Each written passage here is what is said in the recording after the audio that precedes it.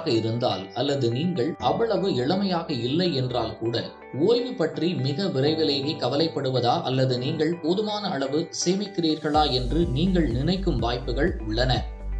நம்மில் சிலர் கூட நினைக்கிறார்கள் நாம் ஓய்வு பெற மாட்டோம் என்றும், மற்றவர்கள் இது ஒன்றும் பெரிய விஷயம் இல்லை, பணம் இறுதியில் தன்னை கவனித்துக் கொள்ளும் என்றும் உணரலாம். சரி, நீங்கள் என்ன நினைத்தாலும் பரவாயில்லை, அது இன்னும் உண்மையை மாற்றவில்லை. அதாவது ஓய்வு என்பது பேரம் பேச முடியாத இலக்கு. இது அனைவருக்கும் ஒரு உண்மை. நீங்கள் யாராக இருந்தாலும் சரி, அல்லது உங்களுக்கு எவ்வளவு வயது இருந்தாலும் அது இன்று மிகவும் பொருத்தமானது. பெரும்பாலான மக்கள் 60 வயதில் ஓய்வு பெறுகிறார்கள் என பொதுவாக நம்பப்படுகிறது. எனவே உதாரணமாக நீங்களும் 60 வயதில் வேலை செய்வதை நிறுத்திக் கொள்வீர்கள் என கூறலாம். மற்றும் நீங்கள் 80 வயது அல்லது ஓய்வுக்கு பின் 20 ஆண்டுகள் வரை வாழ்வீர்கள் என நீங்கள் மதிப்பிட்டுள்ளீர்கள். ஆனால் நீங்கள் சிந்தித்தீர்களா, கடந்த வருடங்களில் நிகழ்ந்த எல்லா மருத்துவ முன்னேற்றங்களும் மேலும் மேலும் மருத்துவ பிரச்சனைகளை அடையாளம் கண்டு கொள்வது மட்டுமல்ல, மிகவும் முன்னதாக சமாளிக்கவும் செய்கிறது. ஆனால் ஆயுட்காலம் கடுமையாக அதிகரித்து வருகிறது என்றும் அர்த்தப்படுகிறது. எனவே நீங்கள் 80 வயது நெருங்கும் வரை திட்டமிட்டுக் கொண்டிருந்தால் நீங்கள் இன்னும் நீண்ட காலம் வாழ்ந்தால் உங்கள் வாழ்க்கை முறையை எவ்வாறு பராமரிப்பீர்கள்?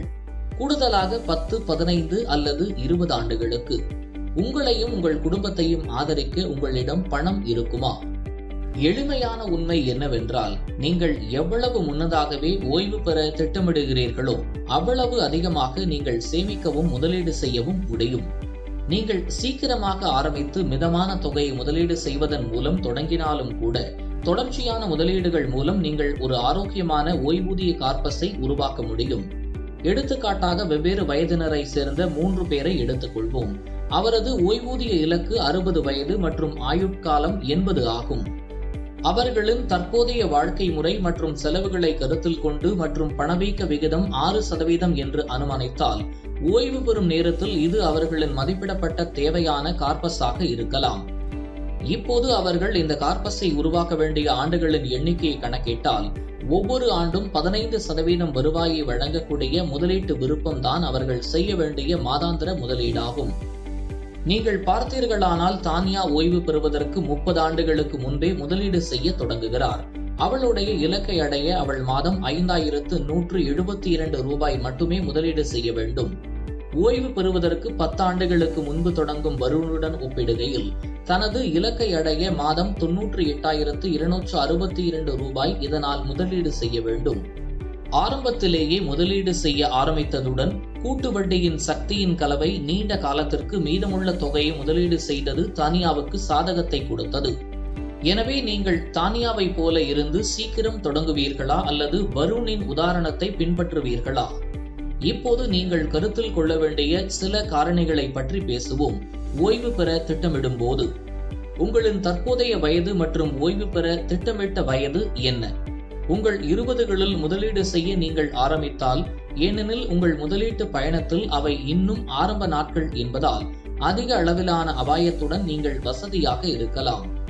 மறுபுறம் நீங்கள் ஓய்வு பெறும் வயதை நெருங்கும் போது எந்த இழப்புகளையும் ஈடுகட்ட உங்களுக்கு வாய்ப்பு குறைவாக இருக்கும் என்பதால் நீங்கள் குறைந்த அளவிலான ஆபத்தை எடுக்க விரும்புவீர்கள். எனவே உங்கள் போர்ட்ஃபோலியோவில் நீங்கள் செய்யும் ஒதுக்கீடு உங்கள் வயது செல்ல செல்ல ஈக்விட்டி மற்றும் கடனை நோக்கி உங்களை உருவாக்கிக் கொண்டே இருக்கும். உங்களை நீங்களே கேட்டுக்கொள்ள வேண்டிய மிக முக்கியமான கேள்வி, ஓய்வு பெற்ற பிறகு எவ்வளவு காலம் வாழ வேண்டும் என்று எதிர்பார்க்கிறீர்கள்? 60 வயதை எட்டும் போது ஓய்வு பெறுவதை பார்ப்பது வழக்கம். இந்த வயதிற்கு பிறகும் நீண்ட மற்றும் சுறுசுறுப்பான வாழ்க்கை வாழ வேண்டும். நாம் முன்பே குறிப்பிட்டோம், நிலையான மருத்துவ முன்னேற்றங்களால் செயல் வருமானம் இல்லாமலும் நீண்ட காலம் வாழ்வோம். உண்மையில் சில நிபுணர்கள் பரிந்துரைக்கின்றனர், ஏற்கனவே 150 வயது வரை வாழும் நபர் பிறந்துவிட்டார் என்று.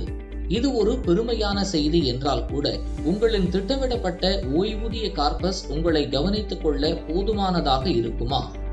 அந்த நீண்ட காலத்திற்கு நெடுந்தொலைவில் கூட உங்கள் தற்போதைய மற்றும் திட்டமிடப்பட்ட வருமானம் மற்றும் செலவுகள் ஒரு சில வெளிப்படையான முக்கிய காரணிகளாகும்.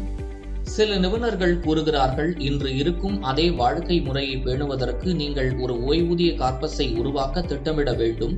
ஓய்வுக்கு பின் உங்கள் வாழ்நாள் முழுவதும் இது வழக்கமான வட்டியை அல்லது அதற்கு சமமான மதிப்பை உங்கள் தற்போதைய வருமானத்தில் குறைந்தது 0.25% முதல் 2.5% வரை உருவாக்க உதவும். நீங்கள் ஓய்வு பெற்றவுடன் உங்களுக்கு உண்மையான வருமானம் இருக்காது என்பதை நினைவில் கொள்ளுங்கள். எனவே உங்கள் முதலீடுகள் உங்களுக்கு எல்லா வருமானத்தையும் அளிக்க வேண்டும். ஓய்வு காலத்தில் எந்த செலவுகள் உயரும் அல்லது குறையும் என சிந்திக்க மறக்காதீர்கள். உதாரணமாக, நீங்கள் ஓய்வு பெறும் நேரத்தில் நீங்கள் இனி ஒரு பெரிய நகரத்தில் வசிக்கவில்லை என்றால் செலவுகள் குறையும். அல்லது நீங்கள் உங்கள் சொந்த வீட்டில் வசிக்கிறீர்கள் என்றால் வாடகை மதிப்பீடுகள் மறைந்து போகலாம். மறுபுறம் மருத்துவ செலவுகள் போன்ற செலவுகள் கூடும். எதிர்கால விலைவாசி உயர்வை கருத்தில் கொண்டீர்களா? மற்றும் ஒட்டுமொத்தமாக வாழ்க்கை செலவு அதிகரித்ததா? நினைவில் கொள்ளுங்கள், பணவீக்கம் எதிர்காலத்தில் உங்கள் வாழ்க்கை செலவை கணிசமாக அதிகரிக்கும். பணவீக்கத்தின் சாத்தியமான தாக்கத்தை கருத்தில் கொண்டு உங்கள் ஓய்வூதிய நிதி கட்டமைக்கப்பட்டிருந்தால் நீங்கள் பணவீக்கத்தை சமாளித்துவிட இதுதான் ஒரே வழி. இப்போது நீங்கள் புத்திசாலித்தனமாக உங்கள் கணக்கீடுகளை நீங்கள் நன்றாக செய்திருந்தால் உங்கள் ஓய்வூதிய நிதி எவ்வளவு பெரியதாக இருக்க வேண்டும் என்று ஒரு நியாயமான யோசனை உங்களுக்கு இருக்கும். எனவே சில எளிய வழிகளில் அதை எவ்வாறு உருவாக்குவது என்பதை கண்டுபிடிப்போம். முதலில் இன்று நீங்கள் எவ்வளவு முதலீடு செய்ய முடியும் என யதார்த்தமான மதிப்பை மேற்கொள்ளுங்கள் மற்றும் உங்கள் ஓய்வூதிய கார்பஸ் இலக்கில் ஒவ்வொரு ஆண்டும் கூடுதலாக அதில் எவ்வளவு சேர்க்க முடியும் என்பதை பற்றி சிந்தியுங்கள். ஏனென்றால் உங்களின் மீதமுள்ள வருவாய் ஆண்டுகளில் உங்கள் சம்பளம் காலப்போக்கில் அதிகரிக்கிறது. இப்போது உங்கள் இலக்கை அடைய நீங்கள் முதலீடு செய்த பணத்தில் நீங்கள் எவ்வளவு வருமானம் ஈட்ட முடியும் என்று யூகிக்கவும். உங்கள் முதலீட்டிலிருந்து 12% சம்பாதிக்க முடியும் என்று நீங்கள் நினைத்தால் எதிர்காலத்தில் சாத்தியமான முதலீடுகளின் வெற்றியை அளவிடுவதற்கு இதை உங்கள் அளவுகோலாக பயன்படுத்தவும்.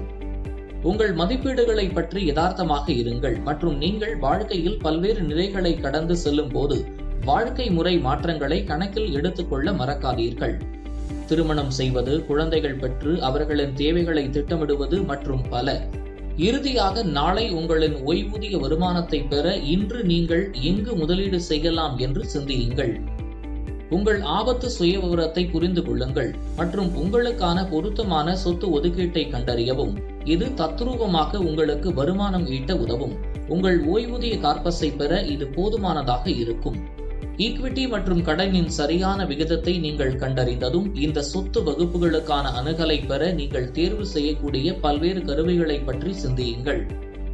அந்த கருவிகளை பற்றி நீங்கள் மேலும் அறிந்து கொண்டு உடனடியாக முதலீடு செய்ய தொடங்குங்கள். ஒரு நிபுணர் முதலீட்டு ஆலோசகர் உங்கள் ஓய்வு பயணத்தை நன்றாக திட்டமிட உதவுவார்.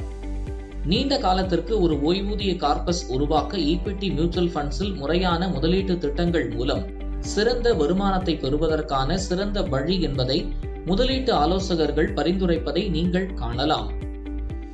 நீங்கள் எப்படி தொடங்கினாலும் அல்லது எந்த திட்டத்தை உருவாக்கினாலும் உங்கள் ஓய்வூதிய காலத்தில் நீங்கள் எவ்வளவு வசதியாக வாழ்கிறீர்கள் என்பது இன்று எடுக்கப்படும் சில நடவடிக்கைகள் வியக்க வைக்கும் முறையில் தாக்கத்தை ஏற்படுத்தும் என்பதை நினைவில் கொள்ளுங்கள். Mutual fund investments are subject to market risks. Read all scheme-related documents carefully. Mutual fund முதலீடுகள் சந்தை அபாயங்களுக்கு உட்பட்டது. திட்டம் தொடர்பான அனைத்து ஆவணங்களையும் கவனமாக படிக்கவும்.